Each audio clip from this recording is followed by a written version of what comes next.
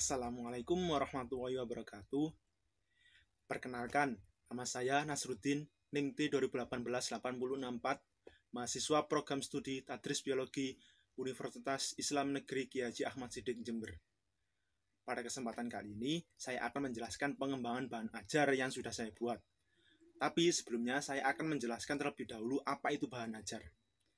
Bahan ajar merupakan suatu bahan atau materi pembelajaran yang disusun secara sistematis yang digunakan guru dan siswa dalam pembelajaran untuk mencapai tujuan yang diharapkan.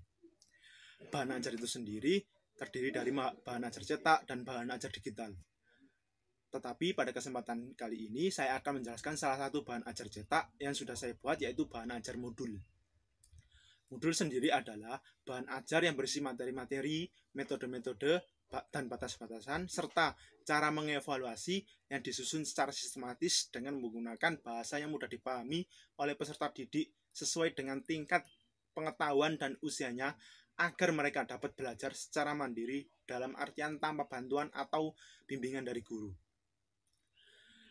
Bahan ajar modul memiliki 5 karakteristik, yaitu yang pertama, self-instruksional, merupakan karakteristik penting dalam modul.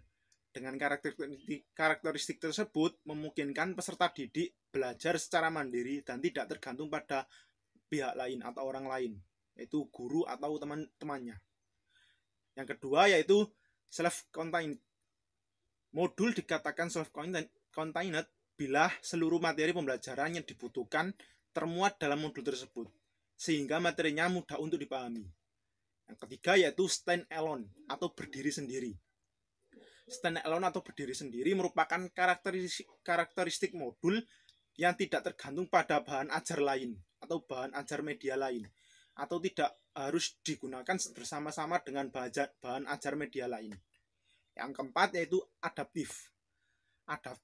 Modul dikatakan adaptif jika modul tersebut dapat menyesuaikan perkembangan ilmu pengetahuan dan teknologi, serta fleksibel atau luas, digunakan di berbagai perangkat hardware atau perangkat keras. Yang terakhir yaitu yang kelima, user friendly, bersahabat atau akrab. Setiap instruksi dan paparan informasi yang tampil bersifat membantu dan bersahabat dengan pemakainya, termasuk kemudahan pemakaian dalam merespon dan mengakses sesuai dengan keinginan. Penggunaan bahasa yang sederhana, mudah dimengerti, serta menggunakan istilah yang umum digunakan merupakan salah satu bentuk user friendly. Selanjutnya adalah hal-hal yang perlu diperhatikan di dalam modul, diantaranya yaitu konsistensi dalam penggunaan spasi, font serta tata letak atau layout. Kemudian kita harus pandai memilih bentuk dan huruf yang sudah dipahami, yang mudah dipahami dan mudah dibaca oleh peserta didik. Kemudian format-format ataupun ikon-ikon yang terdapat dalam modul tersebut itu harus dirancang sedemikian rupa, dikombinasikan dengan warna, gambar, bentuk, dan ukuran huruf yang harus seserasi sehingga menarik ketika peserta didik belajar menggunakan modul tersebut. Bahkan tugas dan latihan yang dikemas di dalam modul juga harus didesain sedemikian rupa sehingga materi-materi ataupun informasi yang terdapat dalam modul ini dapat mudah ditangkap oleh peserta didik. Selanjutnya yaitu kelebihan dan kelemahan modul. Modul juga memiliki kelebihan dan kelemahannya, yaitu diantaranya yaitu kelebihan modul, siswa lebih aktif belajar. Yang kedua, memungkinkan siswa dapat mengukur atau mengevaluasi sendiri hasil belajarnya. Yang ketiga, terdapat tujuan yang jelas. Yang keempat, dapat memotivasi peserta didik dalam belajar. Dan yang terakhir, bersifat fleksibilitas. Selanjutnya, kelemahan modul. Yang pertama, kesukaran penyiapan bahan dan memerlukan banyak biaya dan banyak waktu dalam pembuatan modul. Yang kedua, memerlukan waktu yang banyak. Yang ketiga, tidak semua siswa dapat belajar sendiri, melainkan membutuhkan bantuan guru. Dan yang terakhir, yaitu yang keempat, siswa tidak menggunakan sepenuhnya waktu yang disediakan oleh pengajar. Ya, selanjutnya saya akan menjelaskan format yang ada di dalam bahan ajar cetak yang sudah saya buat, yaitu modul. sebagai berikut.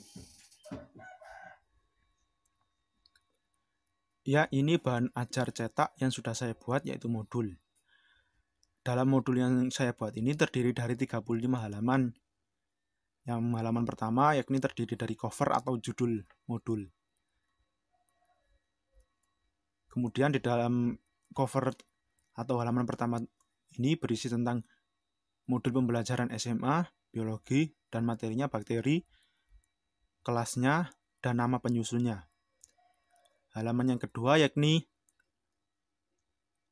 tentang sama dengan halaman pertama, cuma halaman pertama tidak terdapat gambar, kalau halaman kedua terdapat gambar Tuturi Handayani.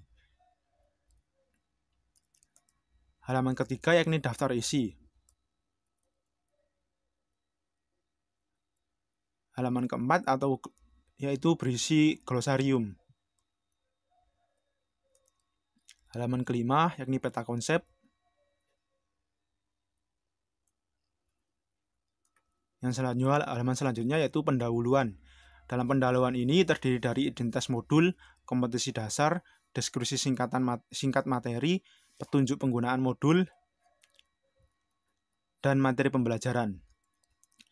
Pada identitas modul ini saya pakai alokasi 1 kali 120 menit menyesuaikan dengan mata kuliah pengembangan bahan ajar biologi yang terdiri dari 2 jam. Untuk kode yang saya pakai yakni mengidentifikasi struktur, cara hidup, reproduksi, dan peran bakteri dalam kehidupan.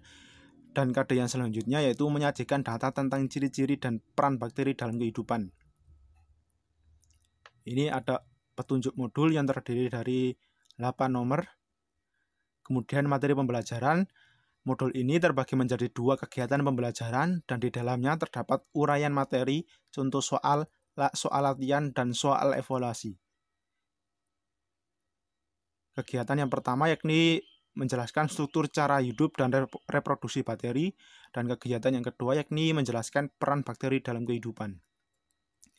Halaman yang selanjutnya yakni kegiatan pembelajaran 1 dengan judul struktur, cara hidup, dan reproduksi bakteri. Pada halaman ini terdapat tujuan pembelajaran sebagai berikut.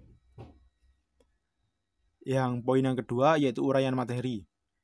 Uraian materi yang meliputi ciri-ciri bakteri,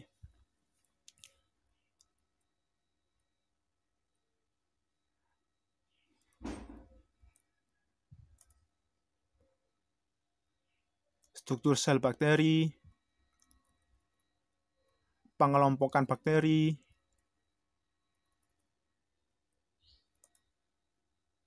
cara hidup bakteri, dan reproduksi bakteri. Selanjutnya yaitu rangkuman. Rangkuman ini berisi tentang materi yang sudah dipaparkan di atas. Kemudian penugasan mandiri, berisi soal-soal, esai maupun pilihan ganda. Di sini juga terdapat kunci jawaban dan serta pembahasannya.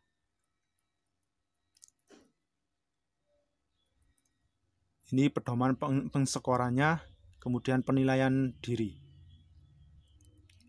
Halaman selanjutnya itu kegiatan pembelajaran 2, materinya peranan bakteri dalam kehidupan.